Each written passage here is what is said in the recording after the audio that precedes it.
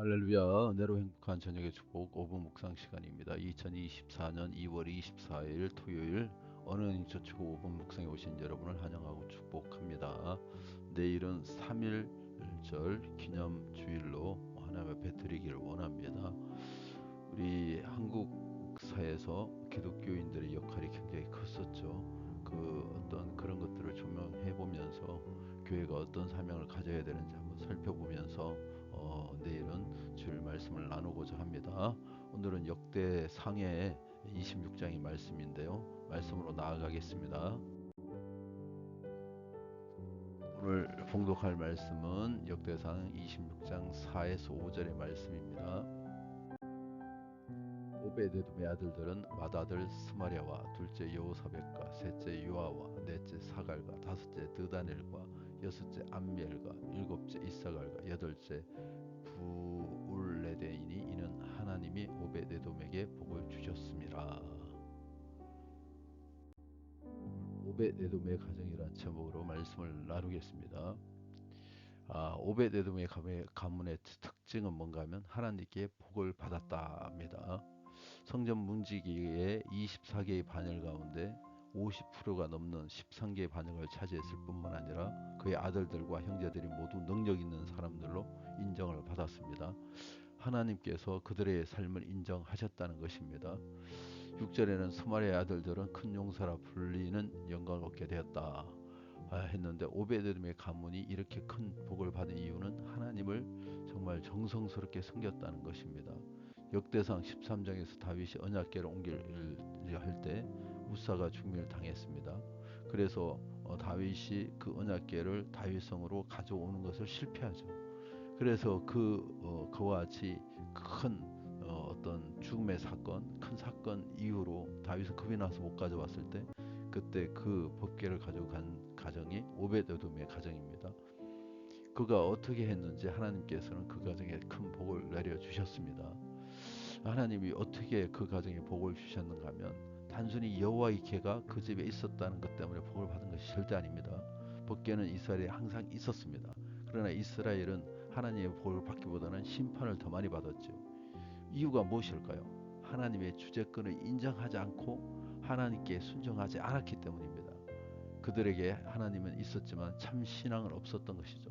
그에 반해서 오베데돔의 집은요, 여호와의 궤를 모셨을 뿐만 아니라 그 궤가 자기 집에 있는 동안에 하나님이 자기 집의 최고의 지도자임을 주권을 인정했습니다. 석 달이나 짧은 기간이지만 하나님의 다스리면서 그 오베데돔의 집을 다스리면서 모든 것에 복을 주신 것입니다. 특별히 오베데돔은요, 자손의 복을 많이 받게 되었고 오늘 위에서 설명한 것처럼 그와 같은 큰 자손의 복을 받게 된 것입니다. 세상에 자손의 복보다 더 귀한 복은 어디 있겠습니까?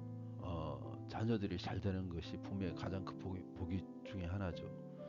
사가님 자녀 중에서도 정말 조모 사가님이신데 참 어렵게 목회를 하셨는데 그 자녀가 정말 놀라운 하나님 은혜와 복을 받게 되었습니다. 그래서 5G 기술로 한 5천억 되는 그런 회사를 세웠다는 얘기를 들었습니다.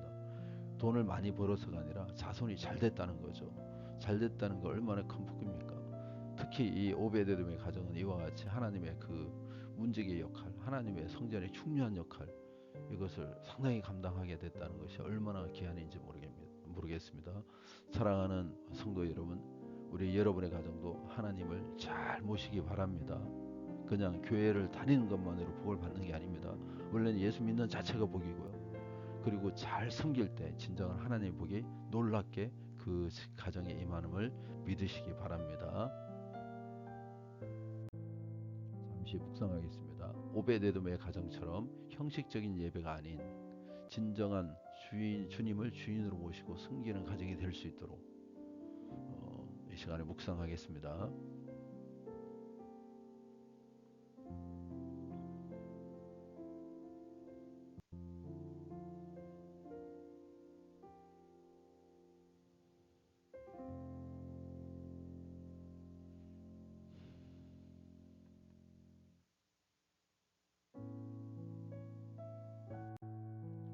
기도드리겠습니다.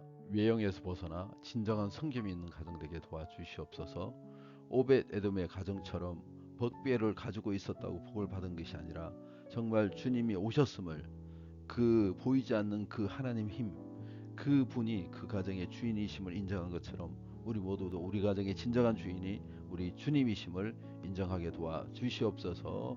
건축을 위하여 11번째 기도 올려드립니다. 교회를 세우시고 지키시는 하나님 아버지, 성전 건축 중 담임사관님과 목양사관님을 위해 기도합니다. 하나님의 깊은 교제 속에 머물며 날마다 성령 충만, 은혜 충만, 권능 충만케 하여 주시고, 말씀을 선포하고 성도들 양육하며 복음을 전하는 목회 본질에서 흔들림이 없게 하소서. 가둬운 부담감에 시달리지 않게 하시고 주님을 의지하는 가운데 주신 사명을 잘 감당하게 하여 주시옵소서. 지혜와 분별력을 허락하여 주셔서 순간순간 빠른 결정을 내게 하여 주시고, 중요한 시기에 목회자를 대적하고 방해하는 각가지 온갖 영적 악의 세력들로부터 보호하시고 이기게 도와 주시옵소서. 주님, 새롭게 시작하는 한 주간도 주님께서 책임져 주시옵소서. 이어서 치료와 회복의 기도를 올려드립니다. 주님 앞에 회개하오니 우리의 죄와 허물을 용서하여 주시고 우리가 오늘 주님의 의로 이루어지게 도와주시옵소서. 주님, 오늘 이 시간에 명령할 때 주님의 마음으로 그들이 치료받게 도와주시기를 원합니다. 주님 앞으로 나올 때 하나님 고침받고 회복되고 치료받는 우리 예수님 당시의 그 이적과 또 초대교회에 나타난 이적이 오늘 이 시간에 선포할 때 나타나게 도와주시옵소서. 주님의 그 긍휼하심 여기는 그 심정으로, 주님이 전하시는 그 능력으로, 주님의 그 이름의 어떤 권능으로, 사랑으로 선포합니다. 내가 나사렛 예수 이름으로 주님 앞에 나아가고 바른 신앙생활을 하기를 하는데 방해하는 악의 영들과 세상의 주관자들과 더러운 귀신은 다 떠나갈지어다. 하나님의 놀라운 축복을 방해하는 저주받은 영은 떠나갈지어다. 하나님의 참복음을 듣지 못하고 속이는 거짓의 영은 떠나갈지어다. 주례 전에 와서 기도하고 예배하고 힘쓰는 것을 방해하는 이간의 영, 이단의 영은 다 떠나갈지어다. 질병으로부터, 귀신으로부터 딸려온 모든 질병과 불안과 불면과 또 조울과 우울과 답답함과 또 한수 없는 가다한 생각과 복잡한 마음들은 내가 나사렛 예수 이름으로 귀신과 함께 다 떠나갈지어다. 질병은 다 고침 받을지어다. 악한 영은 다 떠나갈지어다. 회복이 있을지어다.